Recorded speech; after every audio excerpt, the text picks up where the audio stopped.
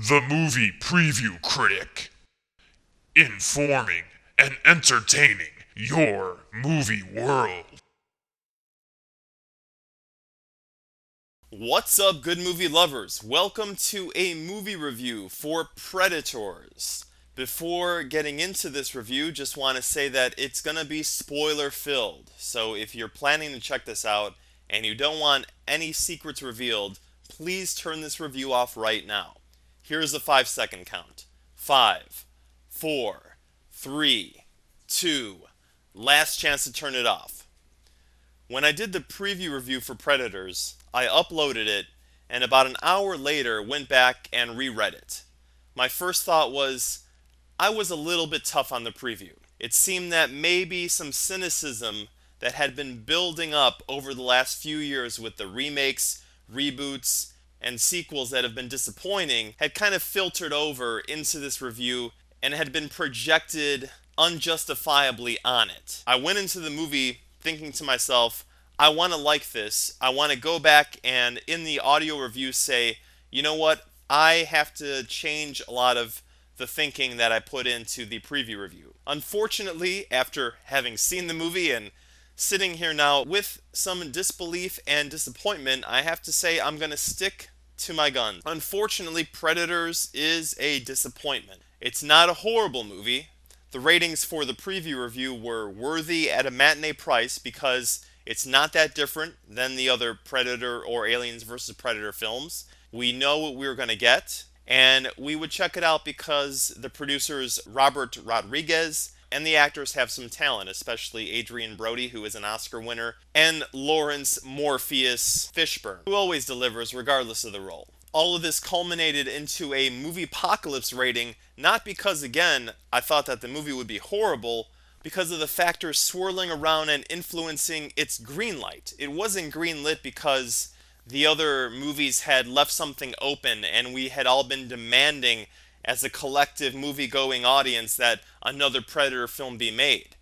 It was really created because the marketing, the research, the box office data points showed that a Predators film would be profitable. And especially nowadays, most movies make 90% of their profits in the first 4 weeks. So if a film can get us, the audience, interested in that opening weekend especially, it'll make as much money as it's going to make, and any kind of reviews and bad word of mouth will minimally hurt it in the 3rd, 4th, and 5th weeks. And that's why Predators falls under Moviepocalypse. It's not trying to forward the evolution of cinema or even the Predators franchise. It's just relying on predictable genre set pieces that we know from the other movies, dialogue homages, character homages, and even weaponry. Everything in this movie is just a collage of images from the other films that we recognize. And as we watch it, we're like, oh, okay, I remember that. Yeah, okay. I guess the filmmakers have seen the other movies, and okay, they're just calling back everything. Unfortunately, that doesn't create anything that evolves the story or the characters or, again, the franchise and the art of cinema. So that's why this is falling under Moviepocalypse. It's a decent film, but it's not as great as it should have been if this had been made by, let's say, fans who really cared about the franchise. Let's just take this step by step, starting with the story. Basically, it centers around human killers that have been kidnapped and transported to a planet game preserve where predators are going to hunt them. The humans are CIA, black ops, murderers. They know how to hunt. Basically, they are predators themselves, which is a really cool idea. Probably the best part of the movie is that there was a little hint of an interesting theme, that these are human predators who are deadly here on Earth, and now they're being taken to an alien planet and hunted by stronger predators. So there's this potential for an exploration of that dynamic. What does it mean to be here on Earth where civilization has sort of tamed 90% of the population and there really isn't so much that fighting for survival going on? And when you're a trained killer and you know how to survive regardless of the situation, how do you view your fellow human? How do you view yourself?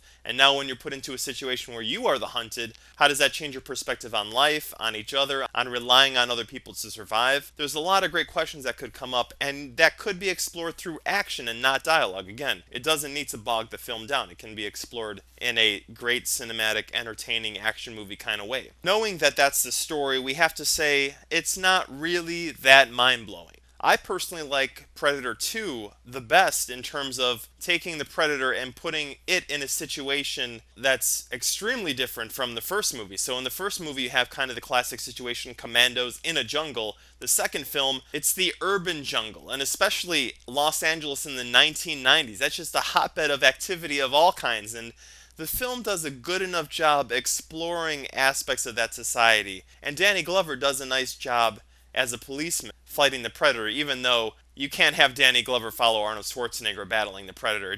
You really can't compare. It's really taking a step down. And in the past, I've kind of knocked Predator 2, but after seeing Predators, I have to bring part 2 up a little bit more. I think it did some things well, and it had more ambition than Predators did, because Predators is basically the first movie all over again with new commandos. Aside from the variety of ethnicity, there's really nothing about the interior world, their personalities, that make them stand out. There's one point in the movie where someone says, "There's only 6 of us," and there were 7 to start with, and I was sitting in the theater thinking, wait, okay, who's missing?